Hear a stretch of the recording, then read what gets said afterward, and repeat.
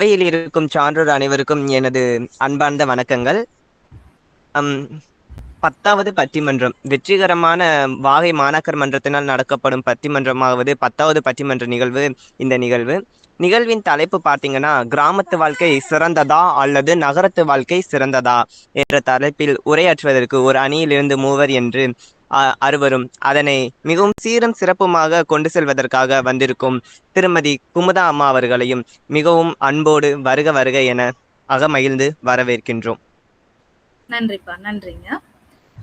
நன்றி. இருக்கக்கூடிய அதாவது தங்களுடைய பேச்சுக்களை மிக சரமாரியாக இன்றைக்கு எங்கள் மீது தூவ இருக்கக்கூடிய ஆகச் சிறந்த பேச்சாளர்கள் அனைவரையும் வரவேற்று இந்த நிகழ்வை நான் இனிதே துவங்குகிறேன். இன்றைக்கு நாம் எடுத்துக்கொண்டிருக்கக்கூடிய இந்த தலைப்பு என்பது ரொம்ப அற்புதமான ஒரு தலைப்பு. பாத்தீங்கன்னா, கிராமத்து வாழ்க்கை சிறந்ததா அல்லது நகரத்து வாழ்க்கை சிறந்ததா, ரொம்ப இந்த காலத்திற்கு ஏற்புடையதாக இருக்கக்கூடிய ஒரு தலைப்பு. இதுல பாத்தீங்கன்னா, நம்ம கிராமம்னு எடுத்துக்கிட்டோம்னா, கிராமத்துல ஒரு மனிதனுக்கு தேவையான ஆரோக்கியமான உணவு, ஆரோக்கியமான அந்த வாழ்வியல் சுற்றுச்சூழல் இருக்கக்கூடிய ஒரு அமைப்பை நம்ம பார்க்கிறோம் இல்லைங்களா? இது இப்போ மட்டும் இல்லை, காலங்காலமாக இருக்கக்கூடிய ஒரு தன்மை. இது ஆரோக்கியத்திற்கு மட்டுமா அப்படின்னு பாத்தீங்கன்னா கிடையாது. உறவுகளை ஒற்றுமையாக கட்டமைக்கக்கூடிய ஒரு இடமாக கிராமங்கள் விளங்கியது அப்படின்றது மறுக்க முடியாத ஒரு உண்மை இல்லைங்களா? இன்னைக்கு நம்ம ஒரு திருவிழா அப்படின்னா கிராமப்புறங்கள்ல தான் நடக்குதுங்க. திருவிழா அப்படின்னாலே நம்ம எல்லாரும் இன்னைக்கு டவுன்ல இருந்து எங்க போறோம், நம்முடைய சொந்த ஊருக்கு போறோம் அப்படின்னு சொல்லிட்டு நம்ம இன்னைக்கு கிளம்புறோம். குலதெய்வ வழிபாடு அப்படின்னு ஒண்ணு இருந்தது. இதெல்லாம் நம்முடைய பண்பாட்டு மரபு இல்லைங்களா? சோ அதனால நம்ம கிராமங்களை மறுத்துட்டு ஒரு எப்படி சொல்றது, நம்முடைய அடுத்த கட்ட வாழ்வியலுக்கு நகர்ந்துட முடியாது. அப்படி இருக்கக்கூடிய சூழல்ல திருவிழாக்கள் ஆகட்டும், ஒரு சடங்கு முறைகள் ஆகட்டும், உறவுகளை பிணைக்கக்கூடிய இடமாகட்டும், இது எல்லாத்துக்குமே ஒரு தொட்டிலாக விளங்கக்கூடியது கிராமம். அப்படிதானே? இதை நம்ம யாராலையுமே மறுக்க முடியாது. அப்படின்னும் போது இன்னைக்கு இருக்கக்கூடிய சூழல்ல, அதாவது தொழில்நுட்ப மயமான இந்த காலகட்டத்துல கிராம வாழ்க்கையிலிருந்து நம்ம எதையெல்லாம் இழந்திருக்கோம். லைக் ஒரு பெரியோர்களுடைய அந்த அறிவுரையாகட்டும், நம்முடைய வாழ்க்கையில பின்பற்றக்கூடிய சில ஒழுக்க நடைமுறைகள் ஆகட்டும், இதெல்லாம் தொய்வான ஒரு சூழல்ல நம்ம இன்னைக்கு வாழ்ந்துட்டு இருக்கோம். அப்ப இதெல்லாம் எங்கிருந்து நமக்கு கிடைச்சது அப்படின்னு பாத்தீங்கன்னா, நம்ம முன்னோர்கள் வழியாக நமக்கு சொல்லி கொடுத்த, நம்ம கூடயே இருந்த நம்முடைய தாத்தா பாட்டிமார்கள் சொன்ன கதைகள், கூட்டு குடும்பமாக வாழ்ந்த அந்த குடும்பத்தில் இருந்த ஒரு சூழல், இதெல்லாம் பார்த்து நம்ம வளர்ந்தோம் இல்லைங்களா? அப்போ இந்த கிராம வாழ்க்கை அப்படின்றது நம்முடைய அடித்தள வாழ்விற்கு ஒரு ஆதாரமாக இருக்கக்கூடிய ஒரு பண்பாட்டை நமக்கு சொல்லிக் கொடுக்கக்கூடிய ஒரு இடம், ஒரு ஆரோக்கியத்தை வளர்க்கக்கூடிய ஒரு இடம். நம்முடைய எப்படி சொல்றது, அடுத்த தலைமுறைக்கு நம்ம எதை வச்சுட்டு போறோம், லைக் சுகாதாரம் ஆகட்டும், இல்ல வேற ஏதாவது அவங்களுடைய எப்படி சொல்றது, அடுத்த கட்ட தலைமுறைகள் நல்ல முறையில வாழ்வதற்கு தேவையான ஒரு சுற்றுச்சூழலை உருவாக்கக்கூடிய இடமாக இருந்தது அப்படின்றது ஒரு புறம். சோ இப்படி ஒரு புறம் இருந்தாலும், அப்ப நகர வாழ்க்கை வேண்டாமா அப்படின்னு பாத்தீங்கன்னா, நிச்சயமா அதுவும் வேண்டாம் அப்படின்னு நம்ம ஒதுக்கிட முடியாது இல்லைங்களா? சோ நகர வாழ்க்கையில நம்ம இன்னைக்கு எதெல்லாம் பின்பற்றிட்டு வரோம் அப்படின்னா, நமக்கு தேவையான பொருட்கள் விரைவாக, இன்னைக்கு நகர வாழ்க்கைனால விரைவு அப்படின்ற ஒரு சொல்லோட சேர்த்திக்கலாம், எல்லாமே துரிதமாக விரைவாக கிடைக்கக்கூடிய ஒரு இடமாக இருக்கு. நமக்கு தொழில் ரீதியாக ஒரு பேருந்து வசதியாகட்டும், இல்ல ஒரு இணையதள வசதியாகட்டும், இது எல்லாம் கிடைக்கக்கூடிய, அதிவிரைவாக கிடைக்கக்கூடிய ஒரு இடமாக இருக்கிறது நகர வாழ்க்கை அப்படின்னு சொல்லலாங்க இல்லைங்களா? சோ ரொம்ப அவசர கட்ட வாழ்க்கையில நம்முடைய தேவைகளை விரைந்து பூர்த்தி செய்யக்கூடிய இடமாகத்தான் நகர வாழ்க்கையை நான் கருதுறேன். அப்படின்னும் போது அதுவும் மனிதனுடைய வாழ்க்கைக்கு மிக முக்கிய தேவையாக இருக்கக்கூடிய ஒரு அங்கமாக இருக்கு. அப்போ நம்ம கிராம வாழ்க்கை சிறந்ததா நகர வாழ்க்கை சிறந்ததா அப்படின்னு பார்க்கும்போது ரெண்டு பக்கமே மறுக்க முடியாத ஒரு சூழல்ல இருக்கும்.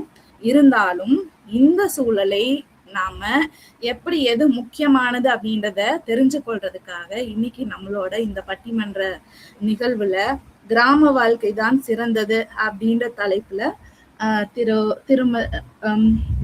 திருமதி சிவசங்கரி அவர்கள், அருள்ராஜ் அவர்கள், யோகாஸ்ரீ ரொம்ப குட்டி பொண்ணு மாதிரி இருந்தாங்க, இளம் கன்று பயமறியாது அப்படின்றதுக்காக அவங்க என்ன சரவடியா நம்ம கிட்ட கருத்தை பகிர போறாங்க அப்படின்றது தெரியல. சோ அவங்க சொல்லக்கூடிய கருத்தின் வழியாக நம்ம கிராம வாழ்க்கை தான் சிறந்ததா அப்படின்ற ஒரு முடிவுக்கு போக போறோமா, அல்லது நகர வாழ்க்கை சிறந்தது அப்படின்ற தலைப்புல இன்றைக்கு நம்மோடு பேச இருக்கக்கூடிய லக்ஷ்மி அம்மா அவர்கள், மோகன்தாஸ் ஐயா அவர்கள், பிறகு பூர்ணிமா அவர்கள் பேசக்கூடிய அந்த கருத்துக்களின் அடிப்படையில எது சிறந்தது அப்படின்ற ஒரு முடிவுக்கு வரப்போறோம். ரொம்ப ஒரு கிரிட்டிக்கலான ஒரு டாபிக் தான். யாரு பக்கம் நம்ம தீர்ப்பு கொடுக்கறது அப்படின்றத நீங்க பேசக்கூடிய கருத்துக்களை கொண்டு முடிவு செய்யலாம் அப்படின்ற ஒரு இக்கட்டான ஒரு சூழல்ல நான் இருக்கேன். இதோட என்னுடைய உரையை முடித்து கொண்டு இந்த அவையை பேச்சாளர்கள் கையில் நான் ஒப்படைக்கின்றேன். ஸோ முதலாவதாக நான் பேச அழைக்கவிருப்பது கிராம வாழ்க்கை சிறந்தது அப்படின்ற தலைப்புல சிவசங்கரி அவர்களை அன்போடு அழைக்கிறேன். பேச்சாளர்களுக்கு ஒரு வேண்டுகோள், 5 நிமிடங்கள் மட்டும் பேசுமாறு கேட்டுக்கொள்கிறேன். அப்படி 5 நிமிடம் தாண்டுகின்ற பொழுது நான் என்னுடைய இந்த ஹேண்ட் ரைஸ் அப்படின்ற அந்த ஒரு ஆப்ஷனை நான் கிளிக் பண்றேன். ஸோ அப்போ அந்த ஆப்ஷன் வந்ததுன்னா நீங்க ஸ்டாப் பண்ணிக்கணும், சரிங்களா? ஏன்னா கொடுக்கப்பட்ட தலைப்பு 5 நிமிடங்கள் மட்டும் அப்படின்றது தான். நிறைய கேட்கணும்னு எனக்கு ஆசைதான், பட் நமக்கு 1 hour தான் டைம். அதனால எல்லாருக்கும் வாய்ப்பு கொடுக்கணுன்றதுக்காக இந்த 5 நிமிடம், சரிங்களா? வாழ்த்துக்கள் அனைவருக்கும். ஓகே, சிவசங்கரி அவர்களை அன்போடு அழைக்கிறேன். பிறந்த சிறந்த மொழிகளிலே சிறந்தே பிறந்த மொழியாகிய என் தாய்மொழியாம் செந்தமிழ் மொழிக்கு என் முதற்கண் வணக்கத்தை உரித்தாக்குகின்றேன். அவையில் உள்ள அனைவருக்கும் என் அன்பான வணக்கத்தை உரித்தாக்கி என் உரையை தொடங்குகின்றேன். நான் உங்களுடன் பகிர்ந்து கொள்ள விரும்பும் தலைப்போ கிராம வாழ்க்கை சிறந்தது. கிராம வாழ்க்கை என்று சொன்னாலே நமக்கு நினைவுக்கு வருவது ஓடுகின்ற நதிகள், அங்கே துள்ளி விளையாடும் குட்டி குட்டி மீன்கள், வண்ணத்து பூச்சிகள், பார்க்கும் இடமெல்லாம் அழகிய பூக்கள், பசுமை வயல்கள் என கண்ணுக்கு அழகிய விருந்தை கொடுக்கும் இயற்கையை பற்றி தான் நமக்கு முதலில் நினைவுக்கு வரும். அப்படி இருக்க கிராமங்களில் காற்று என்பது, நீர் மாசு என்பது துளியும் இருக்காது. நமக்கு சுத்தமான காற்றை சுவாசிக்க முடியும், சுத்தமான நீரை பருக முடியும். மரங்கள், வயல்கள், பசுமை நிறைந்த சூழல் என அனைத்தும் கண்களுக்கும் மனதிற்கும் இன்பத்தை அளிக்கும். இதனால் நமது மன ஆரோக்கியமும் மேம்படும். அது மட்டுமல்ல அம்மா, சுத்தமான உணவு, அதாவது வேதி பொருட்கள் கலக்காத அன்றாட வாழ்க்கையில் நாம் உண்ணும் உணவானது இயற்கை முறையில் விவசாயம் செய்யப்பட்டு நமக்கு நேரடியாக கிடைக்க பெறுகிறது. இது மட்டும் அல்லாமல் மனித உறவுகள் என்பது இங்கு நகர வாழ்க்கையில் அடுக்குமாடி வீடுகளில் ஒரு குட்டி அறைக்குள் 2 பேர் 3 பேர் மட்டும் வசிச்சுட்டு இருக்கும் போது, இங்க கிராம வாழ்க்கையில ஒரு திருவிழானா கூடுற கூட்டம் மாதிரி ஒவ்வொரு நாளுமே போகும்போது, ஹலோ அம்மா நல்லா இருக்கீங்களா, சாப்பிட்டீங்களா அப்படின்னு சொல்லிட்டு கேட்கும் பொழுதே அந்த உறவுகளுக்கு உள்ளார உள்ள பலமானது மேலும் பலமடைகிறது. அன்பு, ஒற்றுமை என அனைத்தும் அதிகமாக இருக்கும். அது மட்டுமல்ல, மனிதர்களிடத்தில் மட்டுமா கருணை, கிராமத்தில் விலங்குகள் இடத்திலும், அதாவது நாம் உணவை சாப்பிட்ட பிறகோ அல்லது சாப்பிடுவதற்கு முன்போ பறவைகளுக்கும் விலங்குகளுக்கும் கொஞ்சம் பரிமாறி கொடுத்து விட்டு பிறகு உண்ணும் அந்த மனப்பக்குவம் என்பது கிராமத்தில் அல்லவா சாத்தியம். நகர வாழ்க்கையை விட உறவுகள் கிராமத்தில் தானே வலுவாக இருக்கும். வாழ்க்கை செலவு என்பது மிக மிக குறைவு. எப்படி சொல்கின்றேன் ஆனால், நான் இப்பொழுது சென்னையில் ஜெருசலம் பொறியியல் கல்லூரியில் பயின்று கொண்டிருக்கிறேன். அப்பொழுது என்னோடு பழகும் சக மாணவர்களும் அவர்களது வீட்டில் இருந்து வருவதற்கு நான் கேட்ட பொழுது அவர்கள் சொன்னது என்னவென்றால், நீ உங்களுடைய சொந்த வீட்டுல இருப்ப, ஆனா நாங்க அப்படி கிடையாது, வாடகைக்கு தான் வீடு எடுத்திருக்கோம்.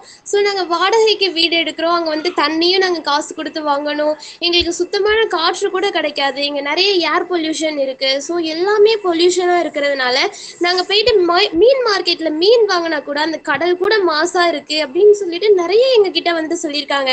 ஸோ அதெல்லாம் பார்க்கும்போது நம்மளுடைய கிராம வாழ்க்கை என்பது, அந்த வயல்களில் நண்டுகள் நமக்கு இயற்கையாவே கொடுக்கப்படும். நம்ம அதை உற்பத்தி செய்யணுங்கிற அவசியம் கிடையாது. கிணற்று நீர்ல ஊற்று தானா ஊறும். ஸோ அப்படி பார்க்கும்போது நமக்கு சுத்தமான நீர் கிடைக்குது. அப்போ இது எல்லாம் கிராம வாழ்க்கையில் தானே சாத்தியம். இயற்கை தொழில் வாய்ப்புகள் என்னென்னவென்றால், நகர வாழ்க்கை மட்டும் நமக்கு வாய்ப்புகளை தருவதில்லை. கிராமத்தில் நகர வாழ்க்கைக்கு அடிப்படையே கிராம வாழ்க்கை தானம்மா. இன்று விவசாயம், கால்நடை வளர்ப்பு போன்ற இயற்கை சார்ந்த வேலைகள் இங்கு கிராமத்தில் மிகவும் கிடைக்கின்றன. அது மட்டும் அல்லாமல் வாழ்க்கையை வாழ்க்கையாக நேசித்து வாழ்வதற்கு கிராமம்தானே அடிப்படையாகிறது. அமைதியான வாழ்க்கை, அதாவது இப்பொழுது நகர வாழ்க்கையில் பார்க்கும் பொழுது ஒரு இடத்துல இருந்து இன்னொரு இடத்துக்கு போகணும்னா 5 நிமிஷத்துல நம்மளுடைய கிராமம்னா போயிடலாம். ஆனா அங்க ½ an hour ஆகும். காரணம், அங்க நெரிசல்கள் அதிகம். அது மட்டும் அல்லாமல் ஒலி மாசுபாடு என அனைத்தும் அங்கே நிறைந்திருக்கும். அதனால் நமக்கும் நேரம் மிகுதியாகும். அது மட்டும் அல்லாமல் ஒருவித மன அழுத்தம் இருக்கும். நாம் சரியான நேரத்தில் சென்று விடுவோமா அந்த இடத்திற்கு என்கின்ற ஒரு மன அமைதி இல்லாமல் ஒரு மன அழுத்தத்துடனே செயல்பட்டு கொண்டிருப்போம். அது மட்டும் அல்லாமல் கிராமத்தில் 5 மணி அளவில் எழும்போது நமது அன்றாட பணிகளை நம்முடைய கோல் செட்டிங் மூலமா சரியா பராமரிச்சுட்டு வருவோம். சோ அதனால நேரம் கடத்தாமல் அந்த வேலையை சரியாக செய்வதற்கு கிராமம் ஒரு அடிப்படை ஆகிறது. இதுவே நகர வாழ்க்கையில் அவர்கள் எழுவதே 7 மணி 8 மணி என செல்லும் பொழுது மன அழுத்தத்தால் இன்று நம்ம சீக்கிரமா எழுந்திருக்காம லேட்டா எழுந்திரிச்சிட்டோம் அப்படிங்கிற அந்த ஃபர்ஸ்ட் திங்கிங்கே அவங்களுடைய டேவு ஃபுல்லாவே ஸ்ட்ரெஸ்ஃபுல்லா மாத்திருதுங்கம்மா. இதுதான் அவங்க கிட்ட உள்ள அந்த ஃபர்ஸ்ட் நெகட்டிவ் பாயிண்ட்ஸ். தென் பாரம்பரியம் மற்றும் கலாச்சாரம், திருவிழாக்கள், மரபுகள் பாதுகாக்கப்படுகின்ற இடம் என பொக்கிஷமாக இருக்கக்கூடிய ஒரே இடம் கிராமம் தானம்மா. உண்மையான தமிழ் கலாச்சாரம் கிராமங்களில் வாழ்கிறது. பாதுகாப்பான சூழல், குற்றங்களானது நகரங்களை விட கிராமங்களில் மிக குறைவு. குழந்தைகள் பாதுகாப்பாகவும் ஆரோக்கியமாகவும் வளர முடியும். காரணம், தாய் தந்தை என அனைவரும் வேலைக்கு சென்று விட்டாலும் கிராமத்தில் பாட்டி தாத்தா என அவர்களை பேணி காக்கவும் பாதுகாக்கவும் இருக்கிறார்கள். இதுவே நகர வாழ்க்கையில் சாத்தியமாம்மா. எனவே கிராம வாழ்க்கையே சிறந்தது என்று கூறி எமக்கு வாய்ப்பு அளித்தமைக்கும் என் வாய்மொழிக்கு செவி சாய்த்தமைக்கும் நன்றிகள் பல கூறி உங்களிடமிருந்து விடைபெறுகின்றேன். நன்றி, வணக்கம். வாழ்க வளமோடு, தமிழின் துணையோடு. சிறப்பு சிறப்பு. சிவசங்கரி அவர்களுக்கு என்னுடைய வாழ்த்துக்கள். கிராம வாழ்க்கையில மண்மனம் மாறாத அந்த தன்மை அப்படின்றது இன்னைக்கு இருக்கு அப்படின்றத சொல்லியிருக்கீங்க. ரொம்ப அற்புதமா உங்களுடைய கருத்தை முன் வச்சீங்க, தெளிவாகவும் இருந்தது. இந்த கருத்தை மறுத்து எதிர்கருத்தை சொல்ல இருக்கக்கூடிய லக்ஷ்மி மேம் அவர்களை அன்போடு அழைக்கிறேன்.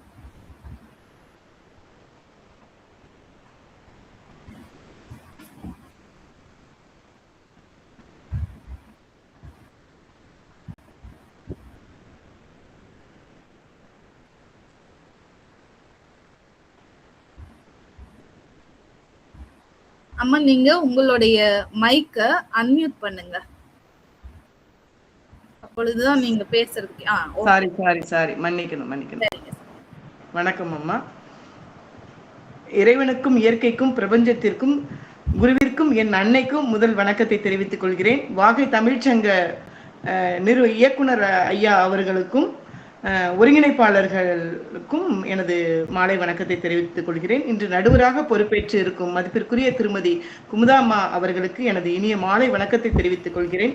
மற்றும் என்னுடன் பயணிக்கும் இருசார் அணி சான்றோர்களுக்கும் இனிய பொன்னந்தி மாலை வணக்கத்தை தெரிவித்துக் கொள்கிறேன். பார்வையாளர்கள், நிகழ்வில் கலந்து கொண்டு சிறப்பிக்கும் அனைத்து உள்ளங்களுக்கும் எனது வணக்கத்தை தெரிவித்துக் கொள்கிறேன். இன்றைய பட்டிமன்றத்தின் தலைப்பு கிராமத்து வாழ்க்கை சிறந்ததா நகரத்து வாழ்க்கை சிறந்ததா அப்படிங்கிறதுல நான் நகரத்து வாழ்க்கை சிறந்தது என்று பேசுறதுக்கு தொடங்குறேன். நாம எங்கு வாழ்ந்தாலும் நிம்மதியாகவும் தன்னிறைவுடனும் கல்வியில முன்னேற்றம், வேலையில முன்னேற்றம், அதே மாதிரி நம்ம வருமானத்துல முன்னேற்றம் எங்கு இருக்குதோ அத்தகைய வாழும் சூழலே நமக்கு மன நிம்மதியும் மன நிறைவையும் தரும். அப்படிதானங்க நடுவர் அவர்களே? அது எங்க கிடைக்கிறது? கிராமத்தில் இருந்தால் நமக்கு இத்தனையும் கிடைத்து விடுமா? நிம்மதியாக வாழ்கிறேன் என்றால் பணம் இல்லாமல் நம்மளுடைய தன்னிறைவு இல்லாமல் அந்த இடத்துல நிம்மதி கிடைக்குமா? கிடைக்காது. அதனால நகரத்தில் தான் அந்த நிம்மதி கிடைக்கும் அப்படிங்கிறத நடுவர் அவர்கள் நன்கு அறிந்திருக்கிறீங்க. இருந்தாலும் நான் உங்களிடம் நகர வாழ்க்கையே சிறந்தது என்று ஆணித்தரமாக என்னுடைய வாதத்தை முன்வைத்து மேலும் தொடர்கிறேன். இதற்கு உதாரணமா நான் சொல்லணும் அப்படின்னாக்க, சமீபத்துல, அதாவது ஒரு வருட காலமாகிறது, நடந்த சம்பவத்தை சொல்ல விரும்புறேன். கிராமத்துல இருந்து என் தோழி ஒரு நாள் என்கிட்ட பேசினாங்க. நான் கிராமத்துல நான் தான் படிச்சுட்டு கிராமத்துல வேலை இல்லாம வாழ்க்கையை ஓட்டிட்டேன். இப்போ என் மகன் 2 பேரும் பிடெக் படிச்சிருக்கிறாங்க. நம்ம ஊர்ல இருந்து நிறைய வேலை இன்டர்வியூலாம் அட்டன் பண்றாங்க, ஆனா வேலை கிடைக்கல. அதனால ஏதாவது ஹெல்ப் பண்ணுங்க அப்படின்னு சொல்லி கேட்டாங்க. அப்ப நீங்க சென்னையில நிறைய பிஜி எல்லாம் இருக்கு. ஏன்னா அவங்களுக்கு என்ன அப்படின்னாக்க, சென்னைக்கு அனுப்புனாக்க சொந்தக்காரங்க கிட்ட தங்குனா பிரச்சனை வரும், இந்த மாதிரிலாம் ஒரு சூழல்ல என்ன பண்ணலாம் அப்படிங்கிற அழுவாத குறையா தன்னுடைய மகனும் மகளுக்கும் தன் வாழ்க்கை மாதிரி ஆகிடுமோ, எத்தனையோ இன்டர்வியூ வீட்டுல இருந்துட்டு அவங்க ஆன்லைன்ல அட்டன் பண்றது, அப்புறம் அங்கேருந்து கிளம்பி சென்னைக்கு போயிட்டு வர்றது, இதெல்லாம் செலவுகள்லாம் யோசிச்சுட்டு சொன்னாங்க. அப்ப நான் அவங்க கிட்ட சொன்னேன், ஒரு தடவை நகரத்துல தங்கி இருந்து அங்க வேலை ட்ரை பண்ணுங்க, கண்டிப்பா கிடைக்கும் அப்படின்னு சொன்னதுல அவங்க பிஜில தங்கிக்கிட்டு பிள்ளைங்க வேலைக்கு 2 பிள்ளைகளுமே வேலைக்கு ட்ரை பண்ணாங்க. அதுல ஃபர்ஸ்ட் பாப்பாவுக்கு வேலை கிடைச்சிச்சு. அந்த பாப்பா 30,000 சம்பளத்துல வேலைக்கு போனா. அடுத்தது அந்த பையனை பார்த்தாக்க அவனுக்கு ஒரு 10-15 நாள், ஒரு மாசம்னே வச்சுக்கோங்களேன், அவனுக்கு 45,000 ரூபாய் சம்பளத்துல வேலை கிடைச்சிச்சு. அது எவ்வளவு ஒரு பெரிய சந்தோஷம் பாருங்க. கிராமத்துல உட்கார்ந்து இருந்தா நம்ம விவசாயத்தை செய்துகிட்டு, விவசாயிகளுக்கு இன்னைக்கு விலை போறதே கிடையாதுங்க, பொருள் விலை போறதே கிடையாது. கிராமத்துல நம்ம இருந்தோம் அப்படின்னாக்க சந்தோஷத்தை ஓடும் நதியை பார்க்கலாம், குயிலை பார்க்கலாம், குருவியை பார்க்கலாம், அக்கம் பக்கம் பேசி மகிழலாம். அது எப்போ ரிட்டையர்ட் ஆனோன்னு போய் கிராமத்துல உட்கார்றதுக்கு தோதான இடம். நம்ம சிறு வயசுல அங்க வளர்றோம், ஆனா உயர் படிப்புக்கு எங்க போறோம்? நகரத்தை நோக்கி தான் ஓடுறோம் எல்லாருமே, இல்லையா? அந்த வசதி வாய்ப்புகள் அந்த இடத்துல கிடைக்கிறது கிடையாது.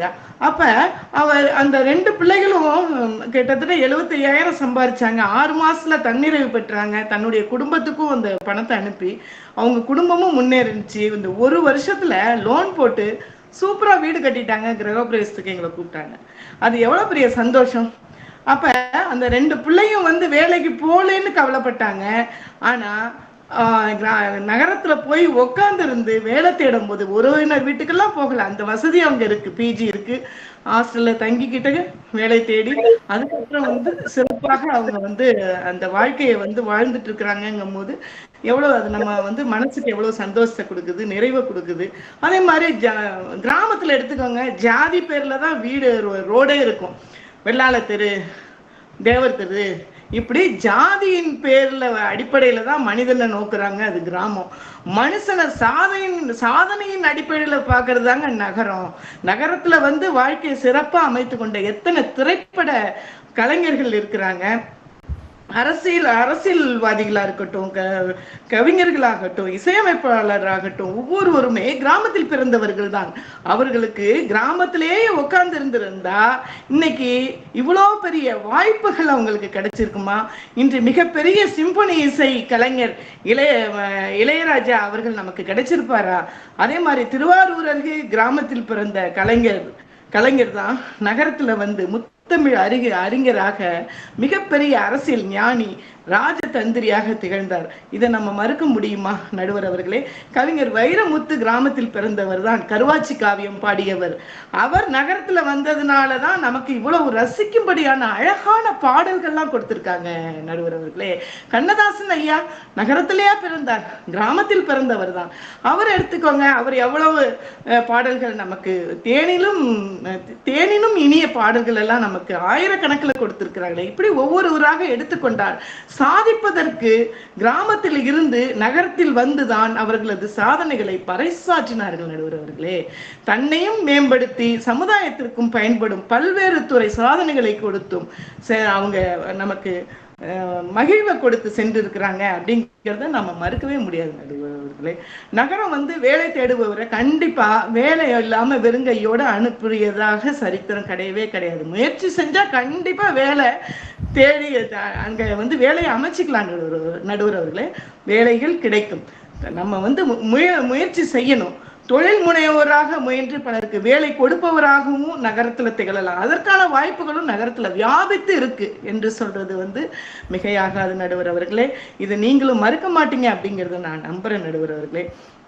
கிராமத்திலேயே உட்கார்ந்துருந்தோம்னால முன்னேற்றமே முடியாது. கற்றவர்களுக்கு அந்த இடத்துல முன்னேற்றம் கிடையவே கிடையாது. பொழுதுதான் வெட்டியா போயிட்டு இருக்கும். கல்வியில முன்னேற்றம் தரும் மையம் வந்து நகரம் என்றுதான் சொல்லணும் நடுவர் அவர்களே. உயிர் காப்பாற்றும் நவீன மருத்துவம் நகரத்துலதான் சிறப்பா கிடைக்குது. உலகத்தோடு இணைக்கும் தொழில்நுட்பம் நகரத்துலதான் கிடைக்குது. உலகெங்கும் வியாபித்து செல்ல அனைத்து வகை போக்குவரத்து வசதியும் எங்க இருக்கு? கிராமத்திலேயே இருக்கு, நகரத்துலதான் இருக்குது நடுவர் அவர்களே.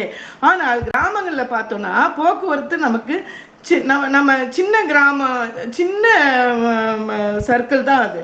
அதுக்கு வந்து போக்குவரத்தே நம்ம மணிக்கணக்கில் 1 மணி நேரம் காத்து கிடந்தாதான் 1 மணி நேரத்துக்கு ஒரு பஸ் வரும். அப்ப நேர விரயமாகுது. சரியான சாலை வசதி இன்னுமே கிராமங்கள்ல இருக்கா பாருங்க, கிடையாது. அப்ப நமக்கு எல்லாத்துக்கும் ஒரு அவசரத்துக்கு நோயாளி அவசரத்துக்கு கூட மருத்துவமனைக்கு செல்றதுக்கு அவதிதான் படணும். சில உயிர்கள் அவசரமா மருத்துவமனை சென்றடையாம பாதி வழியிலேயே முடிஞ்சு போற சூழல் எல்லாம் வந்து நாங்க கண்கூடா பார்த்துட்டு இருக்கிறோம். இன்னும் கூட இந்த அவல நிலை கிராமங்கள்ல நடந்துகிட்டு தான் இருக்கு நடுவர் அவர்களே. திருவாரூர் பக்கம் வாங்க, இந்த கொரடாச்சேரி குடவாசல் பக்கம் எல்லாம் போய் பாருங்க. இத்தினூண்டு ரோடு, அந்த கார் இப்படி விழுவுமா அப்படி விழுவுமா வாய்க்கால்குள்ள விழுந்துருமாங்கிற பயத்திலேயே தான் நம்ம போற மாதிரி இருக்கும். வந்து கருவ முள்ளு, டயர் பஞ்சரா போயிடும். இந்த மாதிரி அவதி இன்னமுமே நடந்து கொண்டிருக்கிறது. இங்க வந்து பாருங்கள், கிராமங்களை பாருங்கள். நாங்கள் திருவாரூர் மாவட்டத்தில் இருக்கிறோம். கிராமம் சூழ்ந்த நகரம் இது. இந்த கிராமங்கள்ல நாங்க பயணிக்கும் போதெல்லாம் அவதிப்படுறோம். ஒவ்வொரு தரமும் வந்து மனசுக்கு திக்கு திக்குன்னு இருக்கும். இங்கேருந்து எப்படிலாம் வந்து அவசரத்துக்கு ஆஸ்பத்திரிக்கு போவாங்க அப்படின்னு. பக்கத்துல டாக்டருங்கள் கூட கிடையாது.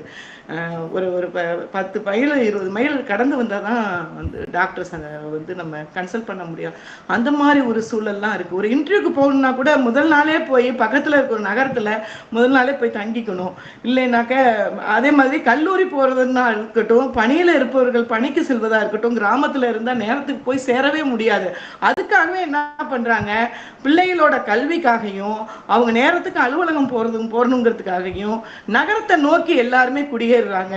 அதனால என்னன்னாக்க நகரத்துல வந்து இட நெருக்கடி ஏற்பட்டுருது. இதனால பார்த்தா வீடு கிடைக்கிறதுல பிரச்சனை, தட்டுப்பாடு ஏற்படுது, வாடகை அதிகமாக்கிறாங்க. எல்லாரும் ஒரே இடத்துல வந்து கூடும்போது அந்த இடத்துல கிராக்கி ஏற்பட்டு போயிடுது பாருங்க. அப்ப ஏன் வந்து கிராம மக்கள் நகரத்தை நோக்கி ஓடி வர காரணம் என்ன? அந்த கிராமத்துக்குள்ளேயே இருக்க வேண்டியதானே? முடியாது. கிராமத்திலே இருந்தா தன்னையும் வந்து உயர்த்திக்க முடியாது, தன் குடும்பத்தையும் நல்லபடியா நிம்மதியா வாழ வைக்க முடியாது. நடுவர் அவர்கள் சொன்னீங்க, கிராமத்துல வந்து விழாக்கள் இருக்கு, வந்து நம்மளுடைய சந்தோஷங்கள்லாம் அங்க இருக்கு, வயதானவர்கள் இருக்கிறாங்க, எல்லாருமே இருப்பாங்க, விழாக்கள்லாம் இருக்கும். விழாக்கள்லாம் இருக்கு. நம்ம போயிட்டு என்ன பண்றோம், அங்கேயே தங்கிடுறோமா? முதல்ல நான் இங்கேருந்து போகும்போது டிக்கெட் போட்டு புக் பண்ணிட்டு போறோம். திரும்ப புக் பண்ணும் போதே என்ன பண்றோம், கிளம்புறதுக்கான டிக்கெட்டையும் வந்து புக் பண்ணிடுறோம். இதுதானே உண்மை நடுவர் அவர்களே. உங்களுக்கு இது நல்லாவே தெரியும். நம்ம வந்து என்ன ஆகணும்னு தீர்மானிக்க வாய்ப்பு தருவதுதான் நகரம். தொழில் தொடங்க நினைப்பவருக்கு ஆதரவு தருவது நகரம். மனித உரிமை சமூக விழிப்புணர்வு அதிகம் நகரத்துல தான் இருக்கு நடுவர் அவர்களே. பல கலாச்சாரங்களை வந்து அறிய வாய்ப்பு நகரத்துல நமக்கு பார்க்கும் வாய்ப்பு நமக்கு அமையுது. அதே மாதிரி பாதுகாப்பு மற்றும் சட்ட உதவி வசதி எல்லாமே நகரத்துல எளிமையா கிடைக்குது. வாழ்க்கையில சலிப்பு இல்லாம பொழுதுபோக்கு வசதி நகரத்துல நிறைஞ்சு இருக்கு. நீங்க கூத்தம் கும்மாளமா இருந்தீங்கனாலே பெருசுகள்லாம் என்ன பண்ணிரும், முனமுனக்க ஆரம்பிச்சிரும். கிராமத்துல பாரு லண்டி மாதிரி குதிக்கிறா பாரு, என்ன ஆட்டம் ஆடுறா பாரு அப்படின்ருவாங்க. அதெல்லாம் நம்ம சந்தோஷம். நகரத்துல குதிச்சு பாருங்க, நீங்க தான் ராஜா, நீங்க தான் ராணி, உங்களை வந்து யாரும் ஏசவோ பேசவோ அந்த இடத்துல மாட்டாங்க. கிராமத்துல கொஞ்சம் சத்தமா பேசி பாருங்க. நீங்க சுதந்திரமா ஒரு பாட்டு தான் பாடி பாருங்களேன். ஏவ்ல உனக்கு என்ன ஆயிடுச்சு, பித்து பிடிச்சு போச்சா, திடீர்னு கத்துற அப்படின்னு கேட்பாங்க. அப்ப அந்த பாட்டு பாடுவதற்கு கூட தன்னுடைய சந்தோஷத்தை வெளிப்படுத்துறதுக்கு அந்த இடத்துல உரிமை கிடையாது. கட்டுப்பாடுகள் கிராமத்துல ஜாஸ்திங்க. முயற்சி உடனடியா முன்னேற்றம் தர்றது நகரம் தான். தினம் புதிய விஷயங்களை நம்ம தினந்தோறும் கற்றுக்கிற வாய்ப்பு கிடைக்கிற இடம் நகரம் தான். ஒட்டுமொத்த நகரங்களையும் உலகையுமே திறந்த வாசல் கொண்டு வரவேற்பது உலக மக்களையெல்லாம் வரவேற்பது நகரம் தான். தகவல் பரிமாற்றம்னு எடுத்துக்கிட்டா உடனடியாக நகரத்துல உடனுக்குடன் நம்ம தகவல் பரிமாற்றத்தை பயன்படுத்தி கொள்றோம். அது மாதிரி வருமானம் உயர்த்தும் தொழில் வாய்ப்புகள், வேலை வாய்ப்பு, பிழைப்பதற்கு உண்டான வழி அத்தனையுமே நகரத்துலதான் கிடைக்குது. அடிப்படை வசதி முழுமையா கிடைக்கிற இடம் நகரம் நடுவர் அவர்களே. ஆன்லைன் தொழில் முதல் ஸ்டார்ட் அப் வரை வளர்க்கும் இடம் நகரம் தான் நடுவர் அவர்களே. கனவுகளை நனவாக்குற மேடை நமக்கு நகரம் தான் அப்படின்னு சொன்னா இதுல மறுக்கிறதுக்கு இடமில்லை என்று நான் உங்களுடன் பதிவு செய்துக்கிறேன். கிராமம் நமக்கு அமைதியை தரலாம் நடுவர் அவர்களே, ஆனா நகரம் தான் நமக்கு அடையாளம் தருது. வாழ்வதற்கு கிராமம் போதும், வாழ்க்கையை உயர்த்த நகரம் தான் தேவை. அதனால நான் உறுதியா சொல்றேன், நகர வாழ்க்கை தான் சிறந்தது. இதுக்கு ஒரு பாடல் மனோரமா அம்மா பாடிப்பாங்க. மெட்ராஸ சுத்தி பார்க்க போறேன், மெரினாவில் வீடு கட்ட போறேன், லைட் ஹவுஸில் ஏறி நிக்க போறேன், நான் மங்காத்தா ராணி போல வரேன்.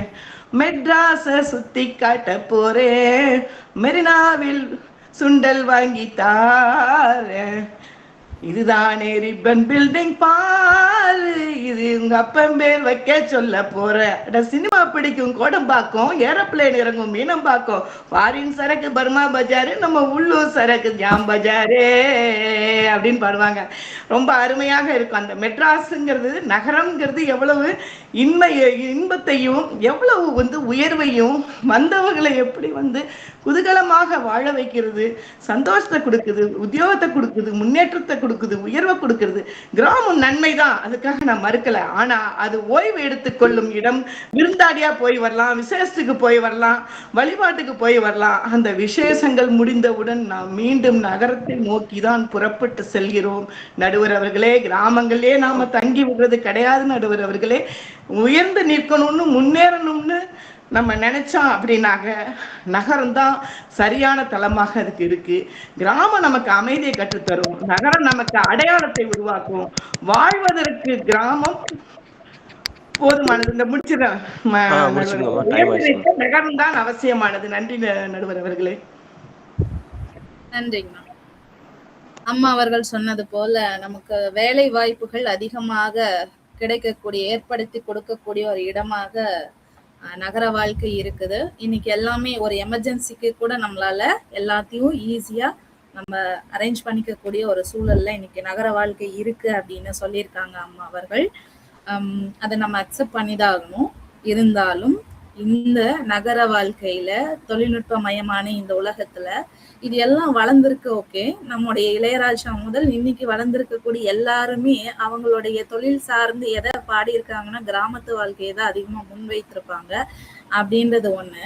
இன்னொன்னு இந்த நகர வாழ்க்கை ஓகே, இதெல்லாம் நமக்கு வசதிகள் ஏற்படுத்தி கொடுத்தாலும் கூட அது நம்முடைய பாதுகாப்புக்கு எந்த அளவிற்கு முதன்மை இடம் தருது அப்படின்ற சூழல்ல பார்க்கின்ற பொழுது இந்த நகர வாழ்க்கை நமக்கு எப்படியான சவால்களை கொடுக்குது அப்படின்ற மாதிரி எதிர் அணியில் இருந்து வரக்கூடிய அருள்ராஜ் சார் அவர்களை கிராமத்து வாழ்க்கை சிறந்தது அப்படின்ற அந்த தலைப்பின் கீழே என்ன எதிர்கருத்து வழங்க உள்ளார் அப்படின்றத நம்ம பார்க்கலாம். அவர்களை அன்போடு அழைக்கிறேன்.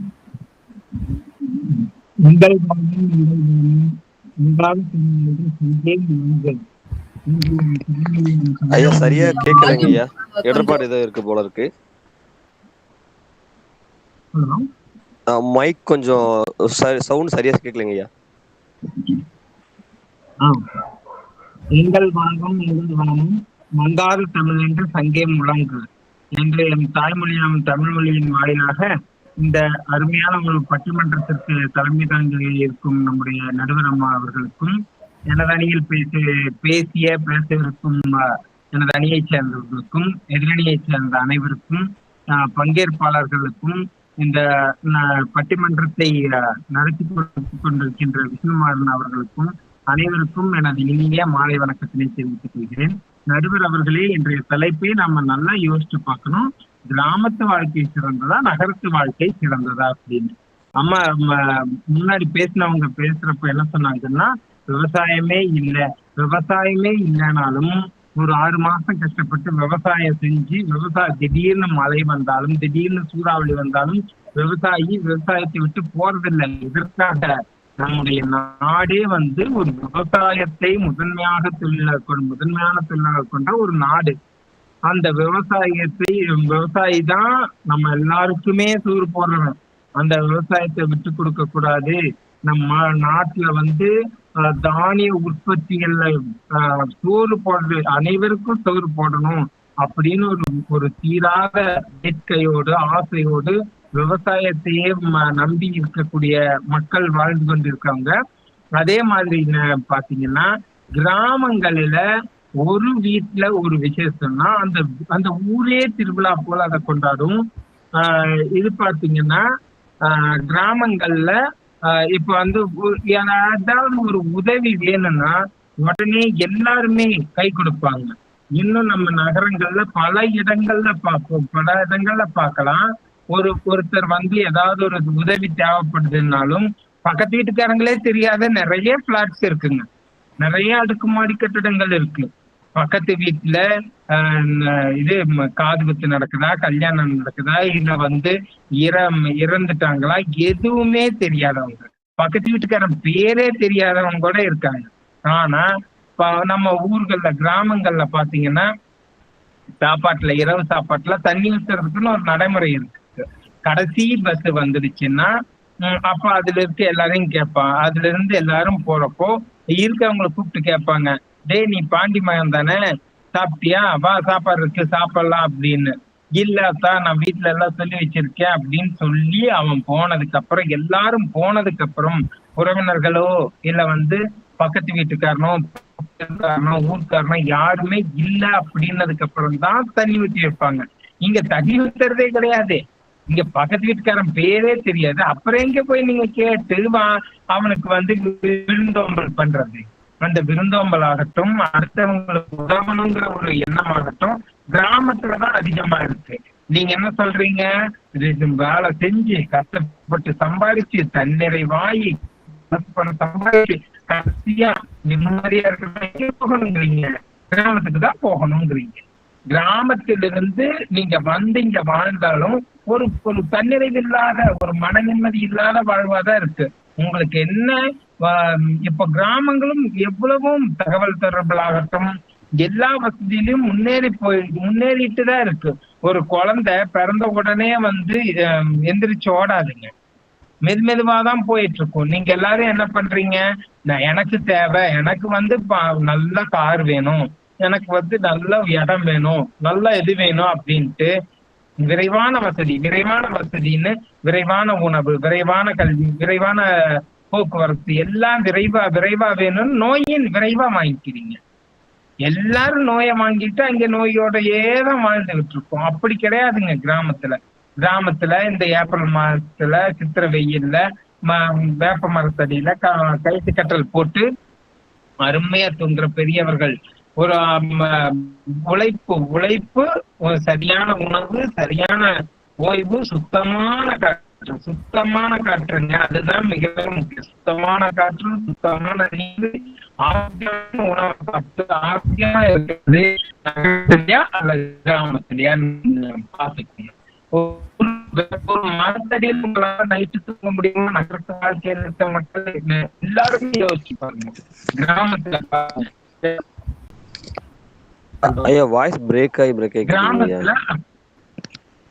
கிராமத்துல அப்படி கிடையாதுங்க. கிராமத்துல உங்களுடைய நீங்க ஓய்வு எடுக்கிறதுக்கு வேப்ப மரம், சமைக்கிறதுக்கு முருங்கை மரம், கொல்லையில கொய்யா மரம், தேங்காய்க்கு தென்னை மரம்னு சுத்தி மரம், மரங்களோடு மனிதன் பேசி மக்களோடு பேசி அன்பா அருமையான வாழ்க்கை கிராமத்துலதான் இருக்கு. நகரத்துல அப்படி கிடையாது. நீங்க வசதிகளை போனீங்கன்னா அது எவ்வளவு ஒரு அம்ப எவ்வளவு பின்னுக்கிறோமோ அது நீங்க எனக்கு வந்து வசதி என்னன்னு போனீங்கன்னா அதனுடைய இடர்பாடுகளையும் நீங்க வந்து சந்திக்கணும். நிறைய பேர் இடர்பாடு நோயோட யாரையே அதுக்கு உண்டான ஒரு நீங்க மருத்துவம் என்னதான் பார்த்தாலும் நோயோடு இருந்து என்ன நோயற்ற வாழ்வு தானே குறைவற்ற செல்வம். அதற்காக தானே மக்கள் வாழ்றோம், அதற்காக தானே வந்து நம்ம அனைவரும் இது பண்றோம், இயங்குறோம். அந்த கலாச்சாரமான அந்த ஒரு இயற்கையோடு இணைந்து வாழக்கூடிய ஒரு வாழ்வு முறை கிராமத்துலதான் இருக்கு அப்படின்னு சொல்லிக்கிறேன் நடுவர் அவர்களே. அதே மாதிரி கிராமத்திலேயே இப்போ எல்லா தொழில்நுட்ப வசதிகளும் வந்துடுச்சு. இப்ப எங்க ஊர்ல பாத்தீங்கன்னா தக்காளி கிணத்துக்கிடவுல தக்காளி பயிரிடுறது ரொம்ப அதிகம். அந்த தக்காளியை பதப்படுத்தும் தொழிற்சாலைகளும் கிராமத்திலேயே வந்துடுச்சு. கிராமத்தை நோக்கி நிறைய கம்பெனிகளும் நிறைய வேலை வாய்ப்புகளும் கிராமத்தை நோக்கியே கொண்டு வந்து போட ஆரம்பிச்சுட்டாங்க. காற்றாலை உற்பத்தி மின் உற்பத்தியும் வந்துடுச்சு. அதே மாதிரி சூரிய ஒளி சோலார் இதுவும் வந்துடுச்சு. எல்லாமே வந்துடுச்சு. கிராமங்களும் நகரங்களுக்கு இணையான அனைத்து வசதிகளையும் பெற்றுக்கொண்டுதான் இருக்கிறது. அவ்வளவு வசதி இல்லைனாலும் வளர்ந்து கிராமங்களும் இணையான வசதியை பெற்றிருக்கு. மக்கள் தங்களுடைய தேவைகளை பூர்த்தி செய்யக்கூடிய அளவிற்கு உண்டான அனைத்து இதுவுமே இருக்கு. நீங்க வந்து இயக்குனர்கள் இருக்காங்க. இயக்குனர் படத்தை எங்க போய் எடுத்தாரு? நகரத்திலீங்களா? இது எத்தனை கிராமத்து இட்லி கடை தனுஷ் அவர்கள் ஃபேமஸான படம் எடுத்தாரு. அது என்ன சொல்றாரு? மனிதன் தன்னிறைவு அடையணும். அதை வந்து கிராமம் தான் உறுதி செய்கிறது. கிராமத்து வாழ்க்கை தான் வந்து மனிதன் நோயின்றி ஆரோக்கியத்தோடு சுற்றங்களோடு சொந்தங்களோடு நண்பர்களோடு வாழ்வதற்கு ஒரு கிராமத்து முறைதான் சிறந்தது என்று கூறிக்கொண்டு வாய்ப்பளித்த அனைத்து நல் உள்ளங்களுக்கும் எனது நன்றியினை தெரிவித்துக் கொள்கிறேன். அனைவருக்கும் நன்றி, வணக்கம். நிச்சயமாக இன்னைக்கு கிராமத்திலையும் எல்லா தொழில்நுட்ப வசதிகளும் வந்துடுச்சு. இருந்தாலும் அதை கொண்டு வந்தவர்களாக யார் இருக்காங்க அப்படின்னு பாத்தீங்கன்னா நகரத்துல சென்று படித்த நகரத்தில் வாழ்ந்து கொண்டிருக்கக்கூடிய மக்களாகத்தான் இருக்காங்க. சோ அதை இயக்கக்கூடியவர்கள் நகரத்துல இருக்கக்கூடியவங்க தான் அப்படின்ற கருத்தை முன்வைத்து நகரத்து வாழ்க்கை சிறந்தது அப்படின்ற தலைப்புல உரை வழங்குவதற்காக மோகன்தாஸ் சார் அவர்களை அன்போடு அழைக்கிறேன். அனைத்து தமிழ் நெஞ்சங்களுக்கும் நெஞ்சார்ந்த வணக்கத்தை கூறிக்கொண்டு அவை நடுவர் அவர்களே, அனைத்து ஆசிரியர் பெருமக்கள் மற்றும் மாணவர்கள் அனைவருக்கும் இனிய மாலை வணக்கத்தை கூறிக்கொண்டு, எனக்கு வழங்கப்பட்டிருக்கும் தலைப்பு பட்டி தொட்டி எங்கும் தமிழ் முழங்க வேண்டும் என்ற பாரதியின் கனவை நனவாக்கும் வகையில் நான் எடுத்திருக்கும் தலைப்பு நகரத்து வாழ்க்கை. நகரத்து வாழ்க்கை தான் சிறந்தது என்ற தலைப்பில் நான் இங்கு கூற வந்திருக்கிறேன். இப்பொழுது நமக்கு முன்பு பேசிய அருள்ராஜ் ஐயா அவர்கள் இப்போ கிராமத்துக்கும் எல்லா வகையான வசதிகளும் வந்துவிட்டது என்று கூறிய பொழுது கிராமமும் நகரமாகிவிட்டது என்ற கருத்தை முன்மொழிந்து ஒரு சிறு உதாரணங்களை கூறிக்கொண்டு என்னுடைய உரையை தொடங்குகிறேன். கடைக்கு நேற்று போயிருந்தேன். கடைக்கு போறப்ப பார்த்தீங்கன்னா ஒரு 1/2 மணி நேரம் 1 மணி நேரம் ஆகும். பக்கத்துல நம்ம கிராமத்துல பார்த்தீங்க அப்படின்னா ஒரு காய்கறிகள்லாம் வாங்கணும் அப்படின்னு பார்த்தீங்கன்னா ஒரு 30 ரூபா 40 ரூபா அப்படின்னு சொல்லுவாங்க. ஆனால் இங்கே நம்ம போகிற இப்போ இருக்கிற மார்க்கெட்டு, அதாவது மளிகை கடைங்க இதெல்லாம் இந்த நகரத்தில் பார்த்தீங்கன்னா 10 ரூபாய் 20 ரூபாய்க்கே நம்மளால வந்து அந்த பொருட்கள் எல்லாம் வாங்க முடியுது. கிராமத்தோட வந்து விலைவாசி வந்து இந்த காய்கறிகளுக்கெல்லாம் வந்து விலைவாசி ரொம்ப குறைவாக தான் இருக்கு அப்படின்னு சொல்ல வரேன். அடுத்து பார்த்தீங்கன்னா சரி ஒரு பொருளை மறந்துட்டேன், நான் வீட்டுக்கு வந்துட்டேன். வந்த உடனே என்னாச்சு அப்படின்னு பார்த்தீங்கன்னா நம்ம உங்களுக்கு தெரியும் இப்போ நிறைய ஒரு 4-5 வகையான டோர் டெலிவரி பண்ணுற ஆப் எல்லாம் இருக்குது அப்படின்றது.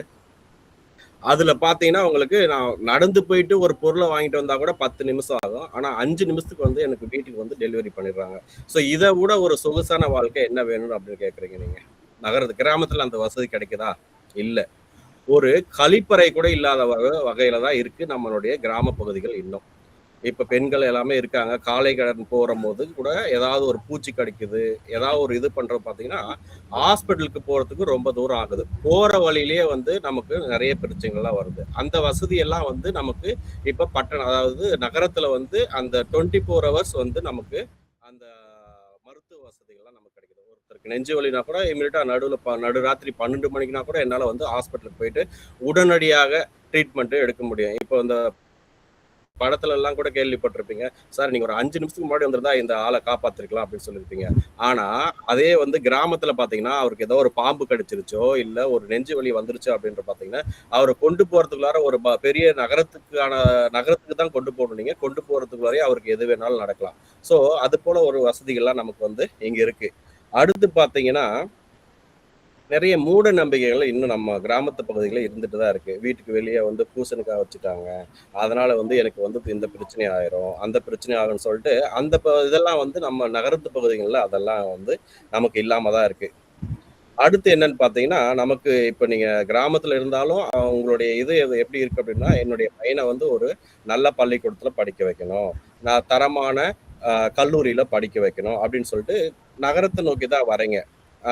முந்தானத்து கூட பாத்தீங்கன்னா தூத்துக்குடியில ஒரு பள்ளிக்கூடம் இருக்கு. அந்த பள்ளிக்கூடத்துக்கு பாத்தீங்கன்னா அதனுடைய பெற்றோர்கள் வந்து எல்கேஜி அட்மிஷனுக்காக பாத்தீங்கன்னா நைட்டே வந்து பாய் தலையணையோட போயிட்டு அந்த பள்ளி வாசலுக்கு முன்னாடி படுத்திருக்காங்க. அவ்வளோ ஒரு கியூ. ஏன் நகரத்தை நோக்கி வரீங்க அப்படின்னா, இங்கதான் நமக்கு வந்து ஒரு தரமான கல்வி கிடைக்குது, தரமான கல்லூரிகள் இருக்கு. அப்பதான் வந்து என்னுடைய பையனை வந்து நான் மேலும் நல்லதா இருக்க முடியும். அப்பதான் என்னுடைய வாழ்க்கை வந்து நல்லா இருக்கும். இப்ப பாத்தீங்கன்னா உங்களுக்கு இந்த நீட்டு, ஜேஇ மெயின் இதெல்லாம் பாத்தீங்கன்னா உங்களுக்கு கிராம பகுதியில கிடைக்கிறது இல்ல. எங்க கிடைக்குது அப்படின்னு பாத்தீங்கன்னா நம்மளுடைய நகர பகுதியில தான் கிடைக்குது. அதுக்காக வந்து எல்லாமே வந்து சொகுசான வாழ்க்கைய கூடவே இந்த அனைத்து வகையான வாழ்க்கையும் கிடைக்குது அப்படின்றதுக்காக நகரத்து தான் சிறந்தது அப்படின்னு சொல்லி வரோம். அது இல்லாம உங்களுக்கு வந்து ஒரு நூலக வசதி தான். இப்ப உங்களுக்கு ஏதாவது ஒரு யூபிஎஸ்சி நீங்க ப்ரிப்பேர் பண்ணணும் இல்ல டிஎன்பிஎஸ்சி பண்ணணும்னாலும் கிராமத்துல இருந்து நீங்க நகரத்துக்கு தான் வர்றதா தான் இருக்கு. அங்க இருக்கிற பண்றவங்க இப்போ வந்து அதிகப்படியான தேர்ச்சி விகிதம்லாம் இருக்கு அப்படின்றது என்னுடைய கருத்தா இருக்கு. அதனாலதான் வந்து நகர வாழ்க்கை சிறந்தது அப்படின்னு சொல்றோம். அடுத்து வந்து வேலை வாய்ப்பு இதெல்லாம் வந்து நமக்கு முன்னாடி பேசின அம்மா சொல்லிட்டாங்க. சுய தொழில் தொடங்குறதுக்கு வந்து நமக்கு கடன் கொடுக்குறாங்க வங்கிகள். அதெல்லாம் வந்து நகரத்துலதான் அதிகப்படியா இருக்கு. நம்ம இதுக்கு முன்னாடி பேசினவங்க என்ன சொல்லியிருக்காங்க அப்படின்னா, நாங்க எல்லாம் ஒன்று கூடி திருவிழா பண்றோம், எல்லாமே பண்றாங்க அப்படின்னு சொல்லியிருக்காங்க. ஆனா இங்க பாத்தீங்கன்னா பல்வேறு வகையான கலாச்சாரங்கள் நிறைந்தது, பல்வேறு வகையான மனிதர்கள் இருக்காங்க. எல்லாருமே வந்து ஒன்று கூடி பாத்தீங்கன்னா ஒரு புதிய தொழில் கத்துக்கிறதோ இல்ல ஒரு வேலை உருவாக்குறதோ எல்லாமே வந்து இங்க நம்மளுடைய நகரத்துலதான் அது நடக்குது. ஒரு மொழி வேற மொழி பேசுறவங்க இது எல்லாமே வந்து இங்கதான் வந்து பண்றாங்க அப்படின்றதுக்காக சொல்ல வரோம். அடுத்து பாத்தீங்கன்னா சிசிடிவி கேமரா இருக்கு. அது மூலமா உங்களுக்கு 24 hours வந்து சர்வே பண்ணிக்கலாம். உங்களுக்கு ஏதாவது பிரச்சனைனா உடனே நீங்க பாத்துக்கலாம். அதே ஒரு லாஸ்டா ஒரே ஒரு இதை மட்டும் முடிச்சுக்கிறோம். இன்னமும் வந்து நம்ம கிராம பகுதியில வந்து விறகு அடுப்புல சமையல் பண்றதுனால அவங்களுடைய கண் எரிச்சல் இருக்கு. அதுக்கப்புறம் அவங்களுடைய நுரையீரல்ல பாதிப்பு ஏற்படுது. இது போலலாம் இன்னும் கிராம பகுதியில இருந்துட்டு தான் இருக்கு. அதனால வந்து நகரப்பகுதி தான் சிறந்தது என்று என்னுடைய உரையை முடித்துக் கொள்கிறேன். நன்றி. நன்றி ஐயா, நன்றி. உங்களுடைய கருத்துக்களை ரொம்ப அற்புதமா வச்சீங்க. இருந்தாலும் கூட இன்னைக்கு வந்து நமக்கு காய்கறி எல்லாமே விரைந்து கிடைக்குது, உடனே ஆர்டர் பண்ண உடனே வந்துடுது. பட் அது எந்த அளவுக்கு இயற்கையா இருக்குன்னு பாத்தீங்கன்னா அதுல ரொம்ப கம்மி தான். ஏன்னா மண்ணு இல்லாத கீரையை நம்ம நகரத்துல பார்க்க முடியாது. மண்ணோடு இருக்கக்கூடிய அந்த கீரை தான் இயற்கையிலேயே விளைந்ததாக சொல்லப்படுது. ஸோ ரொம்ப சுத்தமா இருக்கும். அட் தி சேம் டைம் அதுல கெமிக்கல் அந்த மாதிரியான காய்கறிகள் விற்கக்கூடிய ஒரு பகுதியா நகர வாழ்க்கையை பார்க்கலாம். இன்னொன்னும் வந்துட்டு நமக்கு கல்வி அட்மிஷன் வாங்குறதுக்காக நம்ம கியூல நிக்கிறோம், நைட்டே போய் பாய் விரிச்சுக்கிறோம் அப்படின்லாம் சொன்னீங்க. அங்க பாய் போட்டு படுத்துக்கிறாங்க ஏன்னா காலையில சீக்கிரம் கிடைக்கணும் அப்படின்றதுக்காக. இது ஒரு மூட நம்பிக்கையா தான் நான் பாக்குறேன் ஆக்சுவலி. ஏன்னா வந்து கிராமப்புறத்துலயும் கல்வி சூழல் இன்னைக்கு நல்லாதான் இருக்கு, ரொம்ப அற்புதமா நடத்திட்டு தான் வராங்க. ஸோ அதையும் நம்ம மறுக்க முடியாது. அட் தி சேம் டைம் நகர வாழ்க்கையில் இருக்கக்கூடிய இத்தகைய கருத்துக்களை முன்வைத்து எதிர்த்தரப்புல இருந்து நம்முடைய யோகா ஸ்ரீ ரொம்ப குட்டி பொண்ணு அவங்க என்ன கருத்தை வந்து வைக்க போறாங்க அப்படின்றத பார்க்கலாம். ஸோ அவங்களை அன்போடு அழைக்கிறேன். 5 நிமிடங்கள் மட்டும். நன்றி.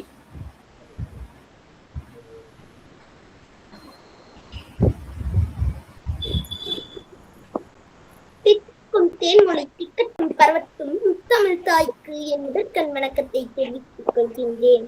நெற்றிக்கண் திறந்தாலும் குற்றம் குற்றமே என்ற நக்கீரர் வழியில் வந்த நடுவர் அவர்களுக்கும் எனது முத்தான முதற்கண் வணக்கத்தை தெரிவித்துக் கொள்கின்றேன். இந்த நல்லதொரு பட்டிமன்றத்தை ஏற்பாடு செய்த வாகை தமிழ் சங்கத்திற்கு எனது முத்தான முதற்கண் வணக்கத்தை தெரிவித்துக் கொள்கின்றேன். பட்டிமன்றத்தின் தலைப்பு: கிராம வாழ்க்கை சிறந்ததா, நகரத்து வாழ்க்கை சிறந்ததா? கிராம வாழ்க்கையே சிறந்தது அணியின் சார்பாக நான் பேச போகிறேன். கிராம வாழ்க்கை தான் எல்லா வாழ்க்கையோட சிறந்தது. கலாச்சாரம், பாரம்பரியம் எல்லாமே கிராமத்துலதான் இருக்கு. நம்மாழ்வார் போன்ற இயற்கை பேரறிஞர்கள் வாழ்ந்த இடம் அப்படின்னா கிராமம் தான். நம்மாழ்வார் என்ன சொன்னார்னா, இயற்கை முறையில விவசாயம் பண்ணணும், நகரத்துல ரசாயனத்தை கலக்குறாங்க, ஆனா கிராமத்துல உள்ள மக்கள் யாராவது ரசாயனத்தை கலந்து விக்கிறாங்களா? விக்கிறது இல்ல. இப்ப சரி, நகரத்துக்கே நம்ம போறோம், அப்ப மல்லிகைப்பூ வாங்குறோம்னு வச்சுக்கோங்களேன். அதுல சும்மா சாதாரண மல்லிகைப்பூ இருக்காது, அதுல கலரான ஒரு கலர் அப்படி தெளிச்சு விட்டுதான் அந்த மல்லிகைப்பூ 2 நாளைக்கு இருக்கு. அதுவே நீங்க உண்மையான மல்லிகைப்பூ அப்படின்னா அதுல ரசாயனம் கலக்காத மல்லிகைப்பூ கிராமத்துல நம்மளால பார்க்க முடியாது. அதுலயும் ஒரு கலர் போட்டுதான் பண்றாங்க. அதனாலதான் அந்த மல்லிகைப்பூ பாக்குறதுக்கு ஃப்ரெஷ்ஷா இருக்கு. ஆனா அது முட்டாய் வீணா போயிருது அந்த மல்லிகைப்பூக்கெல்லாம். ஆனா கிராமத்துல அப்படி கிடையாது. வீட்லயே பூந்தோட்டம், பார்க்கவே அழகான ஒரு இடமா இருக்கு. அப்ப அந்த கிராமத்துல நல்ல பூக்கெல்லாம், இயற்கையான ஒரு காற்றோட்டம். அப்ப நல்ல ஒரு குயில் போன்ற கிளி போன்ற பறவைகள்லாம் பாடு சத்தத்தை கேட்கும் போது அவ்வளவு சந்தோஷமா இருந்தாங்க. காற்று மாசுபாடு எதனால வருது அப்படின்னா நகரத்தின் மூலம் தான் வருது. ஏன்னா நகரத்துல அதிக விதமான வாகனங்கள் போன்றவை பயன்படுத்துறாங்க. அதனால காற்று மாசுபாடு ஆகுது. என்னன்னா 80,000 போலத்துக்கு வண்டி வாங்குறாங்க. என்னன்னா புல்லட்டு போன்றெல்லாம் வாங்கிட்டு ரேஸ் வச்சுக்கலாம் அப்படின்னு சொல்லிட்டு கிராமத்துல போறது இல்ல, நகரத்துலதான் போறாங்க. என்னன்னா நகரத்துல போறேன்னு பேர்ல ஆசில நாவி இறக்குறாங்க. அவங்களுக்கு என்ன மறு உயிர்ப்பை கொடுக்க முடியறது அவ்வளவு கஷ்டம். அவங்களே அவங்களுக்கு ஒரு பாதிப்பை உண்டாக்கிக்கிறாங்க. ஆனா கிராமத்து மக்கள் யாராவது ரேஸ் வச்சுக்கிறாங்கல்ல? இல்ல. சைக்கிள் போன்றவை ஓட்டிட்டு அவங்க சந்தோஷமா போய் வாழ்றாங்க. மாட்டு வண்டி, குதிரை வண்டி அதெல்லாம் வச்சு அவங்க சந்தோஷமா வாழ்ந்து போறாங்க. அந்த வண்டியில போறதுல அவங்களுக்கு எவ்வளவு பெரிய சுகம் இருக்கும். என்னன்னா அவங்க கிராமத்துல உள்ள எந்த மக்களுமே என்னன்னா நம்ம பெரியவங்களா இருக்கணும்னு நினைக்க போறது இல்ல. என்னன்னா இயற்கையான முறையில வேளாண்மை செய்யணும்தான் நினைக்கிறாங்க. என்னன்னா கிராமத்துல உள்ள மக்கள் தான் அதிக நாட்கள் வாழ்றாங்க. நம்ம முன்னோர்கள் இருக்கும் போதெல்லாம் 100 வயசு வரைக்கும் வாழ்ந்தாங்க. இன்றைய காலத்துல 60-70 வயசுலயே இறந்து போயிடுறாங்க. என்னன்னா உணவு முறையில நிறைய விதமான மாற்றங்கள் ஏற்படுது. நகரத்துல நூடுல்ஸ், என்னன்னா சிக்கன் பிரியாணி மாதிரி சாப்பிடுறாங்க.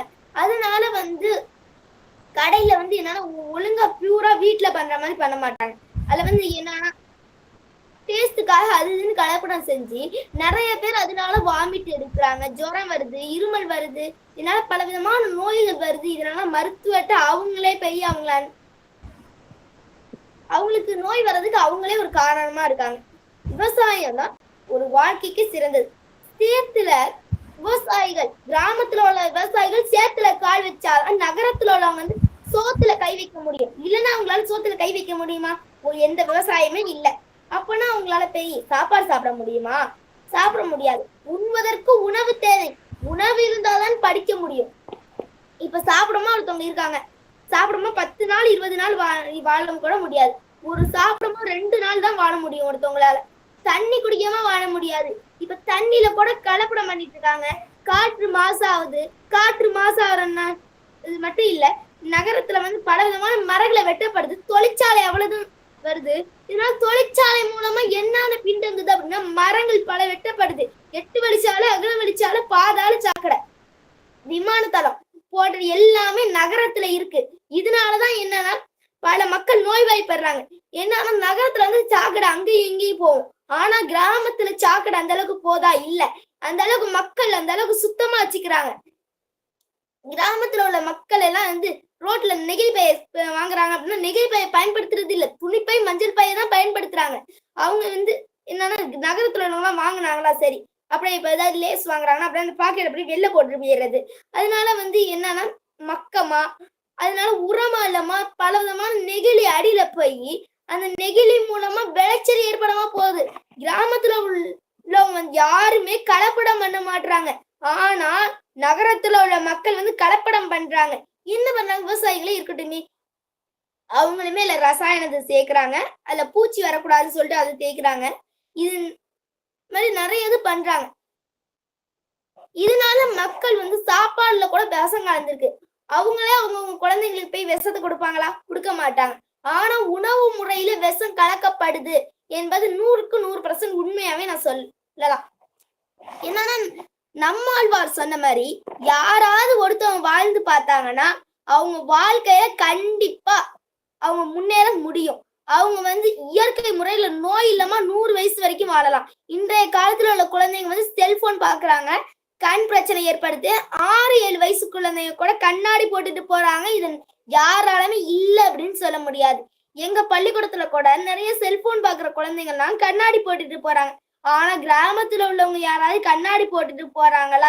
ஒரு சில பேர் வேணா போட்டிருக்கலாம். என்னன்னா கிராமத்துல வந்து அதிக விதமான பெற்றோர்கள் வந்து செல்போன் கொடுக்க மாட்டாங்க. வெளில போய் காற்றோட்டமா குழந்தைங்க விளையாடணும் அப்படின்னு விடுறாங்க. நகரத்துல உள்ள பெற்றோர்கள் யாராவது விடுறாங்களா? ஏன் விட மாட்டாங்க? டிராபிக் இருக்கு. என்னன்னா வண்டி 50-60 வண்டி ஒரே இடத்துல போயிட்டு இருக்கும் போது கூட்ட நெரிசல் ஆகுது. குழந்தைங்களுக்கு ஆகக்கூடாதுன்னு நினைச்சு விளையாட விடுறது இல்ல. ஒரு குழந்தைய விளையாட விட்டாதான் அந்த குழந்தை வந்து எப்படி வெளியில பழகிக்கணும் கத்துக்க முடியும். என்ன டெட்ல பாஸ் ஆனாங்களே, அதுல இல்ல எல்லாருக்குமே வேலை கிடைச்சிச்சா? கிடைக்கவே இல்லை. பாதி பேர் தான் போக முடிஞ்சிச்சு. மீதி எல்லாருமே என்ன பண்றாங்க? வேலை இல்லாம தான் இருக்காங்க. எல்லாருமே வேலைக்கு போயிட்டாங்களா? படிச்சவங்க எல்லாருமே போனது இல்ல. என்னன்னா கிராமத்துல உள்ளவங்க கூட படிச்சிருப்பாங்க. அவங்க வந்து வேலைக்கு போனாலும் அவங்க வந்து சுய முயற்சினால அவங்களால முடிஞ்ச அளவுக்கு ஒரு விவசாயம் பண்ணி முன்னேறி அவங்க வாழ்க்கையில பண்றாங்க. என்னன்னா கிராம வாழ்க்கை தான் ஏன் சிறந்தது அப்படின்னா, எந்த விதமான ஒரு மரங்களை வெட்ட மாட்டாங்க அந்த அளவுக்கு. ஏன்னா மக்கள் போறவங்க வந்து வராங்களா அப்படின்னா பாரம்பரியத்தை பின்பற்றாங்க. வாங்க உட்காருங்க, எங்க வீடுக்கு வாங்க. இப்ப தெரிஞ்சவங்க பக்கத்து வீட்டுல உள்ளவங்கன்னா கூட என்னன்னா இப்ப போறவங்க வந்து விசாரிச்சுட்டு போறாங்களா, சரி இவங்க யாரு போட்டோம் நம்ம வேலையை பார்க்கணும் அப்படின்னு நினைக்கிறாங்க. தவிர இப்ப யாராவது விருந்தினர் கூட வராங்கன்னா அப்படின்னா இந்த காலத்துல வந்து அவங்களுக்கு ஆர்டர் பண்ணி தராங்க. ஆனா அவங்க வந்து உண்மையா சொல்ல வாங்க ஆன்டி அப்படிதான் சொல்லுவாங்க. பாதி இங்கிலீஷ் வேர்ட்ஸ் கலப்படம் பண்ணி தான் பேசுறாங்க. ஆகையால் நமது மரபுகள் மயிலாட்டம், புலியாட்டம் போன்றவை பாரம்பரியத்தில் இருக்கின்றன. அது கிராமத்தில் பின்பற்றப்படுகின்றன. நகரத்தை விட கிராமமே சிறந்தது என கூறி எனது உரையை முடித்துக் கொள்கின்றேன். நன்றிங்க அம்மா. சிறப்பு. யோகஸ்ரீ அவர்களுக்கு வாழ்த்துக்கள். ரொம்ப அழகா நிறைய கருத்துக்களை முன் வச்சிங்க. ரொம்ப சிறப்புமா. சரி, இவ்வளவு இருந்த போதிலும் நமக்கு பொருளாதாரம் அப்படின்றது மனிதனுடைய வாழ்வாதாரத்துக்கு ரொம்ப ரொம்ப முக்கியம் இல்லைங்களா? ஸோ அப்போ அந்த பொருளாதார தேவைகளை பூர்த்தி செய்யக்கூடிய இடமாக நம்முடைய எதிர் அணியினர் வந்து நமக்கு சொன்னாங்க. ஸோ அந்த விதத்துல அந்த கருத்தை முன்வைத்து நீங்கள் சொன்ன அத்தனை கருத்துகளுக்கும் எதிர்கருத்து தெரிவிப்பதற்காக பூர்ணிமா அவர்களை அன்போடு அழைக்கிறேன்.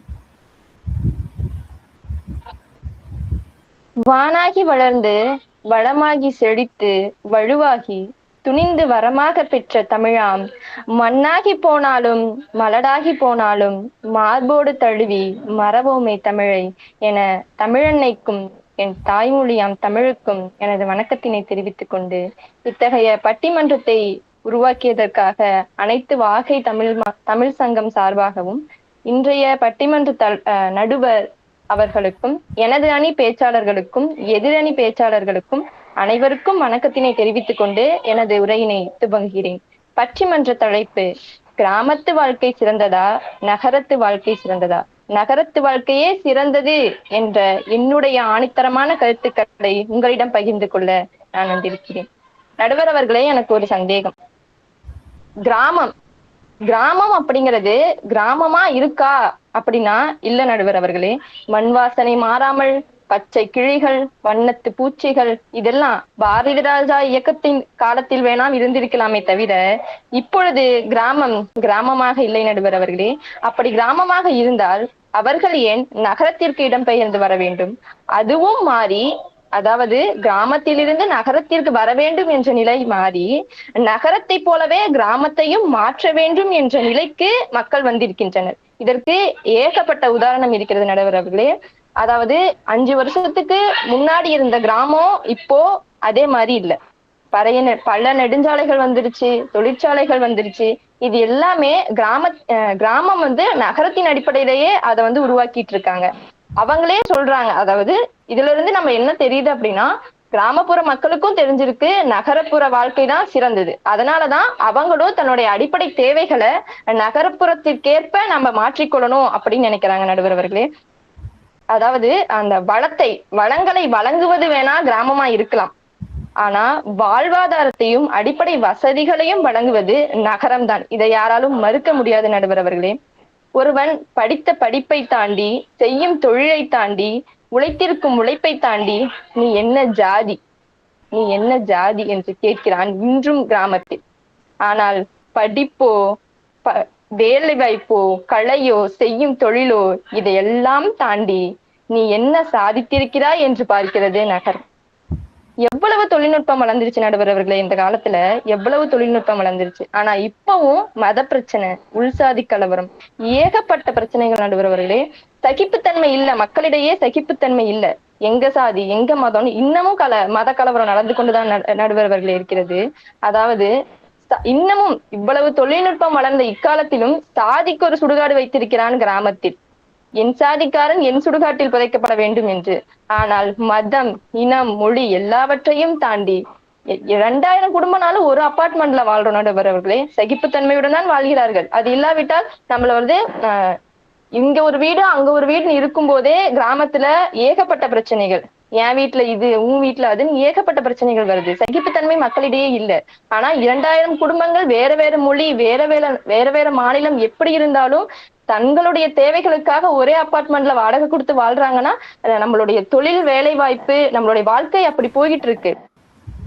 24 மணி நேரத்துல நம்ம சாதிக்கிறதுக்கு எவ்வளவோ இருக்கு நடுவர் அவர்களே. அதற்கெல்லாம் ஒரு பிளாட்ஃபார்மா நகரம் தான் இருக்கிறது அப்படிங்கறத யாராலும் மறுக்க முடியாது. கிராமத்தில் தான் விவசாயம் இயற்கையா இருக்கு, விலங்குகள், பறவைகள்லாம் வாழுது அப்படின்னு சொன்னாங்க நடுவர் அவர்களே எதிரணியாளர்கள். நான் வந்து என்ன சொல்றேன்னா, விவசாயம் இப்போ வந்து பழைய மாதிரி இயற்கை முறையில நடைபெறது கிடையாது. அவங்களும் செயற்கை உரங்களை தான் யூஸ் பண்றாங்க. மண் வளம் முன்பு இருந்தது போல இப்பொழுது இல்லை நடுவர் அவர்களே. செயற்கை உரங்கள் யூஸ் பண்றாங்க, ஹைபிரிட் விதைகள் தான் யூஸ் பண்றாங்க. அவங்க விவசாயம் பண்ணாலும் அதை நகரத்தை நோக்கி கொண்டு வந்து அதன் விற்பனை செய்தால்தான் விவசாயிகளும் அவர்களுடைய முதலீட்டை வந்து ஈடு செய்ய முடியும். அதற்காக அவர்கள் வந்து நகரப்புறங்களை மையமாக கொண்டுதான் வாழ வேண்டி இருக்கிறது. அவங்க கிராமம் மட்டுமே சிறந்தது அப்படின்னு சொல்ல முடியாது நடுவர் அவர்களே. அது மட்டும் இல்லாம விலங்குகளுக்கு ஒரு வாழ்விடமா இருக்கு அப்படின்னாங்க. அது இந்த காலத்துல கிடையாது நடுவர் அவர்களே. ஏன் அப்படின்னா, நம்ம நிறைய தொலைக்காட்சியில இப்போ நியூஸா வந்துட்டு இருக்கிறது, போதுமான கிராமப்புற அந்த காடுகள் எல்லாம் நம்ம வந்து மரங்கள் எல்லாம் அழிச்சு நம்ம வந்து அதை பிளாட்ஃபார்மா போட்டு விற்பனை செஞ்சுட்டு வரோம் நடுவர் அவர்களே. அதனால விலங்குகளுக்கு போதிய இருப்பிடமும் உணவும் இல்லை.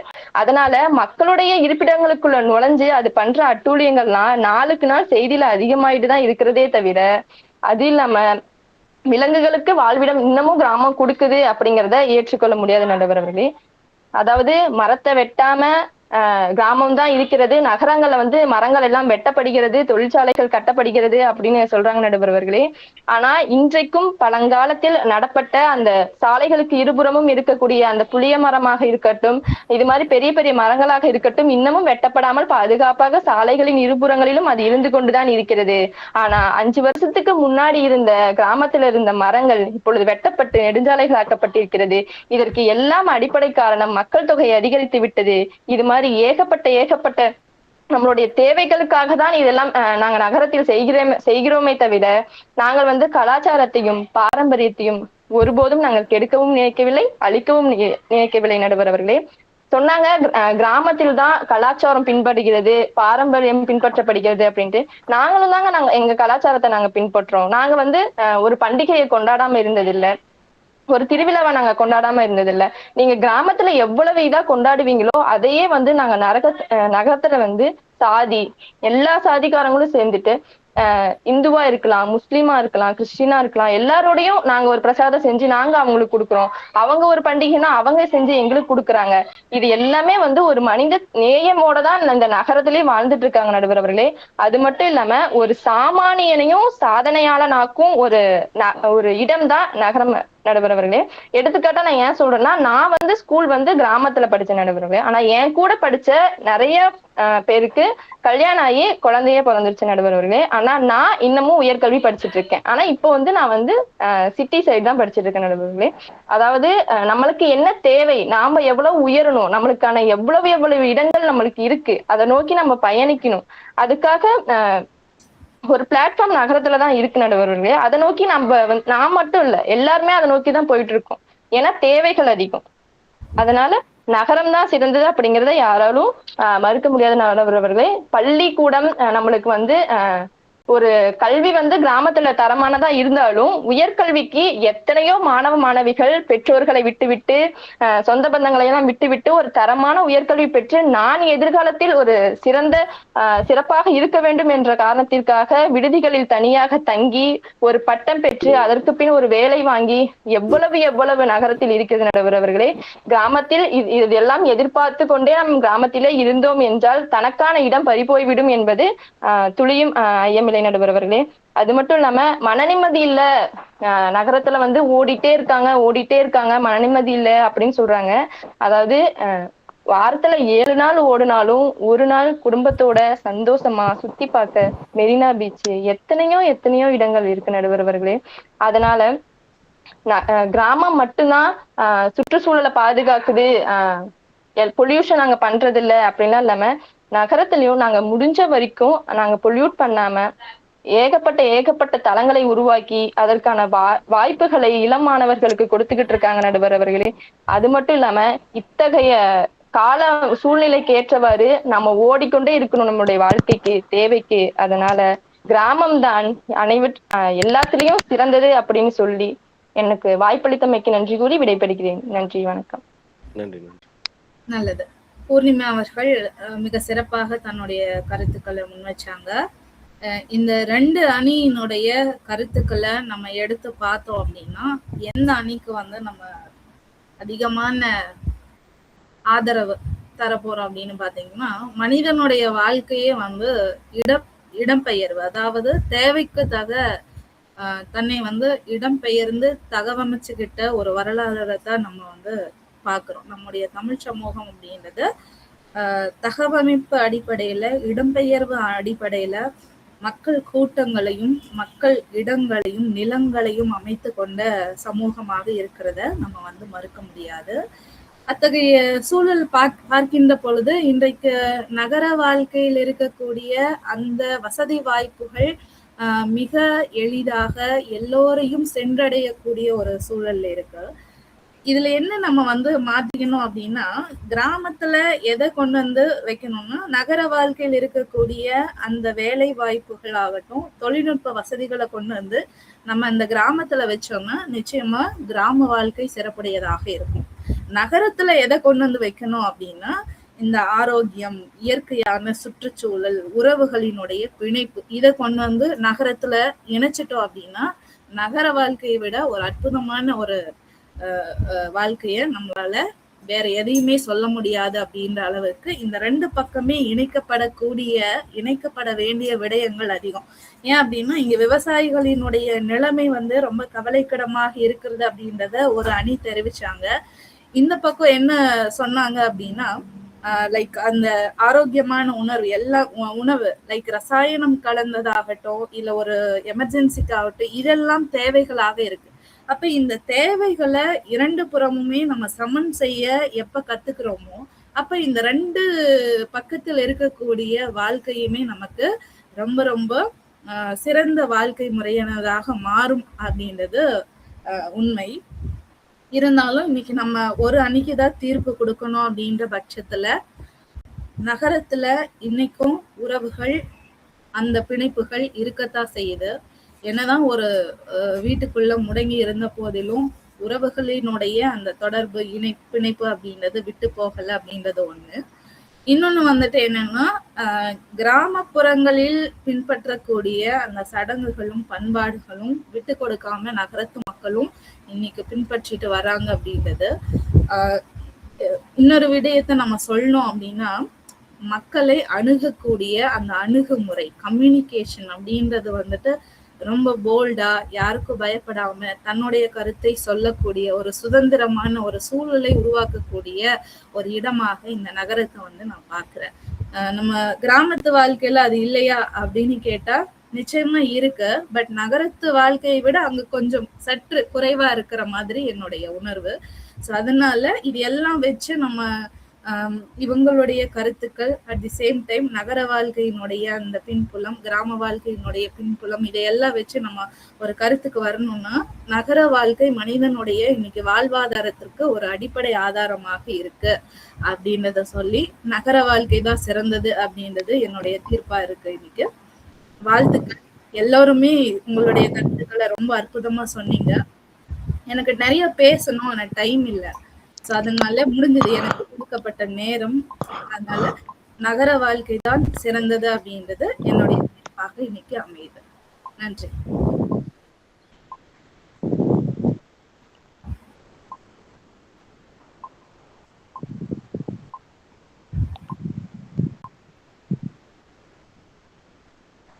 அனைவருக்கும் வணக்கம். இந்த பட்டிமன்றம் பார்த்தீங்கன்னா கிராமமா நகரமா அப்படிங்கிற ஒரு இதில் ஒரு ஒரு இரு தரப்புல போனது. இதில் நானும் நிறைய பாயிண்ட்ஸ் எடுத்து வச்சிருந்தேன். இருந்தாலும் நகரத்தோடைய பக்கம் பேசினவங்க நிறைய டிஃபரெண்ட் பாயிண்ட்ஸ் நிறைய வச்சாங்க, நல்லாவே பேசினாங்க, நிறைய பாயிண்ட்ஸ் வச்சாங்க. பூர்ணிமா, யோகஸ்ரீ, அருள்ராஜ் சாரோட யோகஸ்ரீ, அவங்க பொண்ணு தான் யோகஸ்ரீ நினைக்கிறேன். அவங்க நிறைய நல்ல நல்ல பாயிண்ட்ஸ் வச்சாங்க. அது சின்ன வயசுல நல்லா பேசுறாங்க. அப்புறம் மோகன்தாஸ் சாரு, அப்புறம் வந்து லட்சுமி அம்மா, அப்புறம் வந்து சிவசங்கரி, அருள்ராஜ், யோகஸ்ரீ.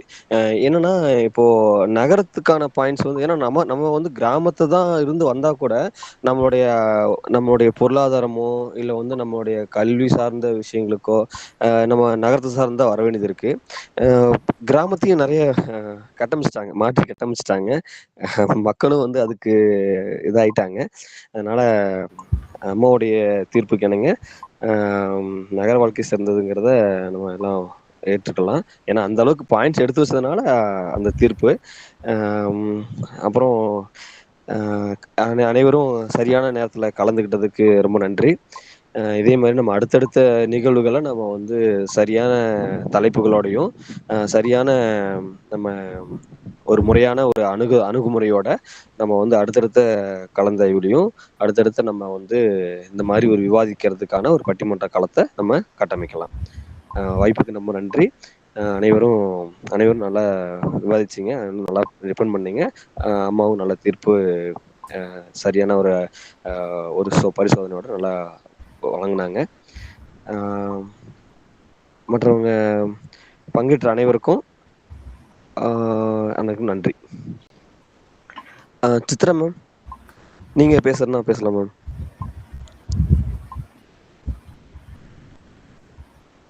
இன்றைய நிகழ்வில் வந்து கலந்திருக்கக்கூடிய அனைவருக்கும் எனது வணக்கம். இந்த நிகழ்ச்சியில வந்து ரொம்ப நல்லா பேசினாங்க. அந்த குட்டி பொண்ணா இருக்கட்டும், மற்றவங்களா இருக்கட்டும், எல்லாருமே அந்த குட்டி பொண்ணு வந்து ரொம்ப அருமையா பேசினாங்க, நிறைய கருத்துக்கள் சொன்னாங்க.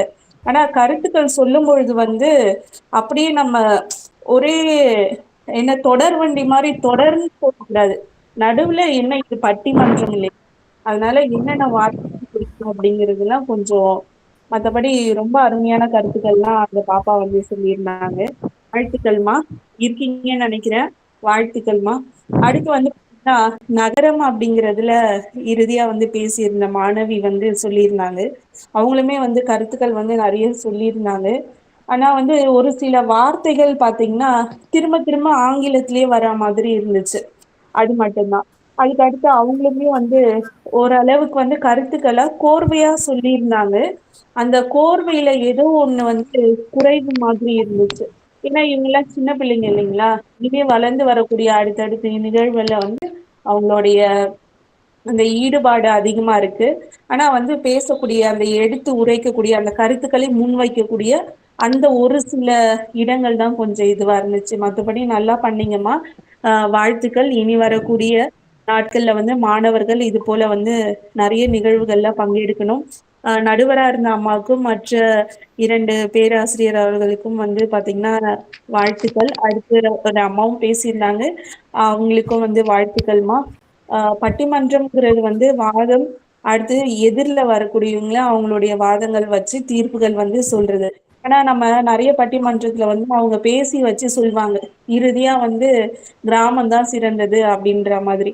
ஆனா நம்ம பட்டிமன்றத்துல வந்து பாத்தீங்கன்னா அம்மா வந்து தெளிவா அவங்க சொன்ன பாயிண்ட்கள், அதாவது வந்து நடுவர் அம்மா எடுத்து கொடுத்த அந்த கருத்துக்களா இருந்தாலும் சரி, அவங்க சொன்னதை வந்து வச்சு இந்த நடைமுறையில என்ன இருக்கும், இந்த பட்டிமன்றத்துல அவங்களுடைய கருத்துக்கள் எப்படி இருந்துச்சு, அதை வச்சு தீர்ப்பு வந்து அருமையா கொடுத்திருந்தாங்க. ரொம்ப அருமையா இருந்துச்சு. இந்த பட்டிமன்ற நிகழ்வுல வந்து கேட்டுட்டு இருக்கிறவங்களுக்கும் வாழ்த்துக்கள். நன்றி, வணக்கம். நன்றிங்கம்மா.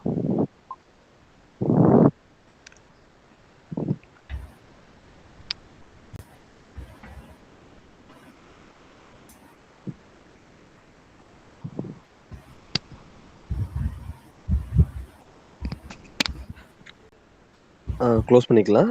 அனைவரும் அப்படியே ஒருத்தர் அன்ஸ்கிரிப்ட் பண்ணிக்கோங்க.